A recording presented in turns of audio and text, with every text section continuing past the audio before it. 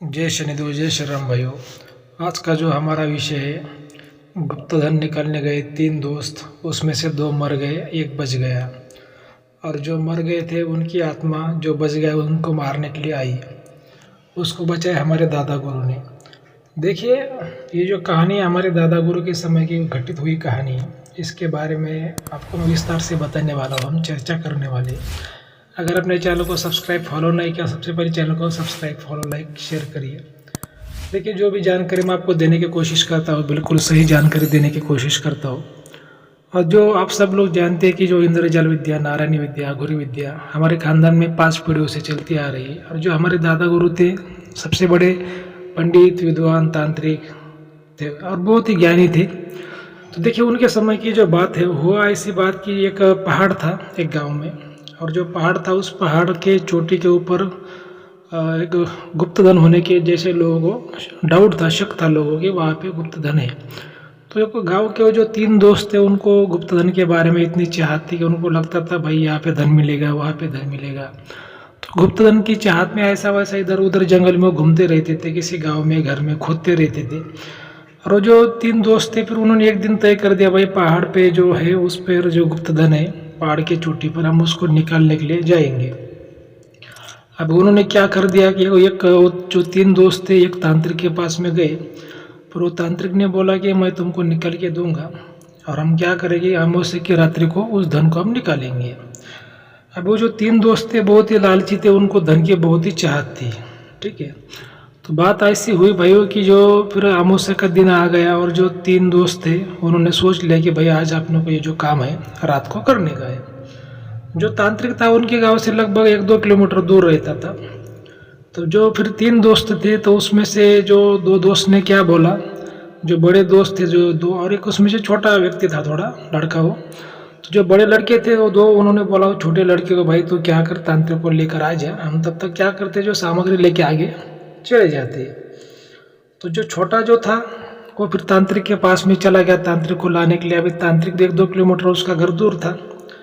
और ऐसा पहले जमाने में ऐसा कोई मोटरसाइकिल, बाइक, कार ऐसी कोई नहीं हुआ करती थी, जंगल का रास्ता था।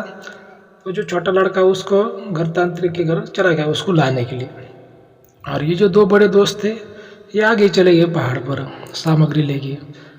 तो ये जो जब पहाड़ पे चले गए वो 2 दोस्त, तो फिर वहाँ पे जो छलावा शक्ति थी, उनको छलावा शक्ति ने क्या कर दिया कि उनको खजाना दिखाई दिया।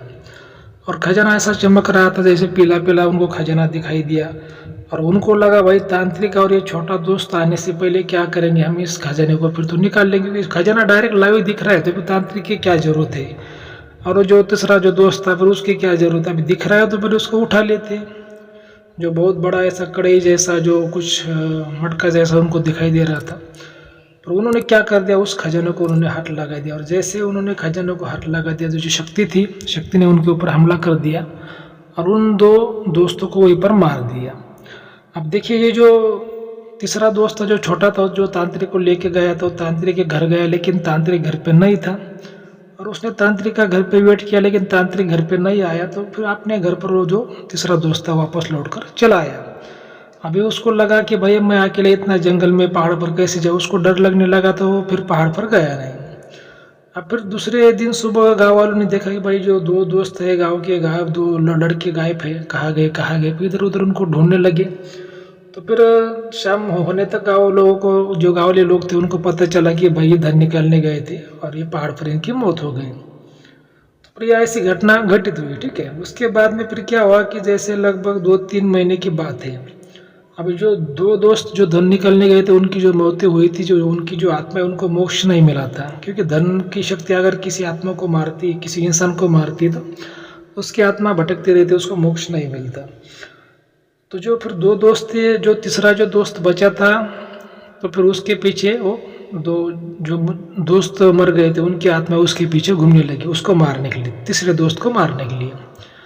अब उसका तो कोई दोष नहीं था, लेकिन फिर भी आत्माओं का कहना था कि भाई तुम पीछे से नहीं आए, हम आगे गए, हमने तुमको बोला था तांत्रिक को लेके पीछे से आ जाओ, लेकिन तुम पीछे से नहीं आए, इसमें तुम्हारी बहुत गलती है, इसी वजह से अभी हम भी तेरे को साथ में लेकर जाएंगे, तेरे को मारेंगे।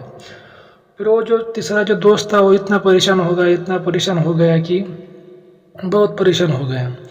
पर एक दिन उसको किसी ने बताया कि जो हमारे दादा गुरु है बहुत बड़े तांत्रिक है, महाराज है, पंडित है। तो फिर वो हमारे दादा गुरु के पास में आया और दादा गुरु को उसने पूरी स्टोरी बता दी कि कैसे क्या हुआ शुरुआत से लेके अंत तक।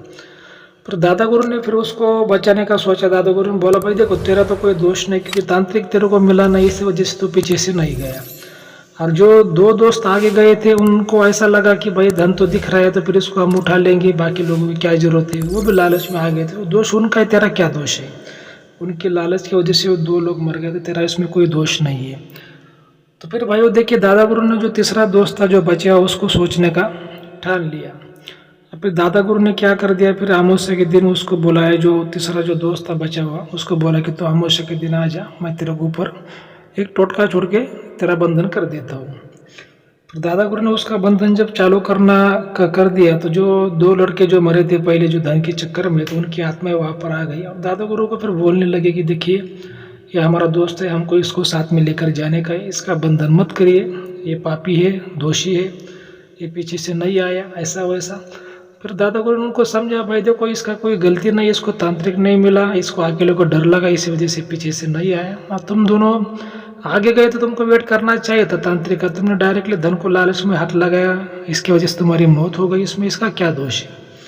फिर भी आत्मा वो नहीं मान रही थी। फिर दादा गुरु ने फिर उनकी ताकत का इस्तेमाल कर दिया, क्योंकि हमारे दादा गुरु के पास में यक्षिणी थी, बहुत बड़े तांत्रिक थे। यक्षिणी मतलब उनकी सेवा करती थी, इतने बड़े वो तांत्रिक थे। तो उस आत्माओं को दादा गुरु ने बताया, उनको चेतावनी दी कि देखो तुमको अगर प्यार से मानना है तो तुमको जैसे मोक्ष में दिला सकता हूँ, तुम सीधा स्वर्ग में चले जाओगे, लेकिन अगर तुम प्यार से नहीं मानोगे तो मैं तुमको तुम्हारा बंधन करके तुमको नरक भेज दूंगा, तुमको क्या करना है तुम सोचो। तो जब दादा गुरु ने उनकी शक्ति का जब उपयोग किया तो फिर वो आत्माएं मान गई और उनको फिर मोक्ष मिल गया। और जो तीसरा जो लड़का था वो भी बच गया। तो देखिए धन के चक्कर में ऐसे बहुत से लोग मर गए, बहुत से लोगों का लॉस हो गया, टाइम बर्बाद हुआ, पैसा बर्बाद हुआ। तो कैसा कि सबसे पहले आपको एक अच्छा गुरु करना चाहिए, अच्छे गुरु की सलाह लेनी चाहिए, आपको ऐसे किसी भी तांत्रिक के पीछे नहीं भटकना चाहिए। पहले एक अच्छे गुरु की, विद्वान गुरु की सलाह लेनी चाहिए, कैसे होगा क्या होगा। और जब आप गुरु की सलाह लेते हो और गुरु को लगा भाई ये इंसान ये बंदा सही, तो खुद वो अपने ही हाथों से काम करके देता है। आपको कोई ऐसा ज्ञान देने की ज़रूरत नहीं गिरती और ना ही कोई मेहनत करने की ज़रूरत गिरती है। लेकिन सबसे पहले गुरु करना चाहिए, गुरु का दिल जीतना चाहिए, तन मन धन से गुरु की सेवा करनी चाहिए। तब गुरु का भी शिष्य के ऊपर भरोसा बैठता नहीं, तो फिर इस जमाने में धन के चक्कर में भाई का भी भाई पर भरोसा नहीं है, तो फिर गुरु एकदम से किसी शिष्य पर तो भरोसा नहीं रख सकता मेरे हिसाब से। तो कैसा कि पहले गुरु करना चाहिए। और आपके साथ में ऐसी कोई भी नेगेटिव शक्ति कुछ घटित होती है, कुछ नेगेटिव शक्ति परेशान करती है, तो फिर उसके बारे में सलाह लेनी चाहिए गुरु से। और गुरु भी ऐसा करना चाहिए कि जिसके पास में त्रिविद्या का ज्ञान हो, त्रिदेव का ज्ञान हो, त्रिशक्ति का ज्ञान हो। या तो फिर गुरु के पास में ज्ञान अगर कम है, एक ही गुण का ज्ञान है, एक ही विद्या का ज्ञान है, तो फिर वो भाई वो आपकी पूरी तरीके से मदद नहीं कर सकता। इसी वजह से गुरु आपको अच्छा करना है, ज्ञानी गुरु करना है। और गुरु खाली नाम के लिए नहीं करना, जब आप गुरु करते हैं तो उसका जो दिल है आपको जीतना है, उसकी सेवा करनी है। तब कुछ सालों बाद गुरु आपके ऊपर भरोसा रखता है। लोगों को क्या लगता है कि भाई एकदम से हम गुरु करेंगे और 4-8 दिन में गुरु हमारा काम कर देगा, ऐसा बिल्कुल नहीं होता। ठीक है, क्योंकि अगर चेला इतना होशियार है तो गुरु भी ज़्यादा होशियार होता है चेले से ज़्यादा, इस बात को आपको याद में रखना है। तो ठीक है, अगर आपको आज का वीडियो अच्छा लगा तो चैनल को सब्सक्राइब करिए, फॉलो करिए, लाइक करिए, शेयर करिए। जय शनिदेव, जय श्री राम, धन्यवाद।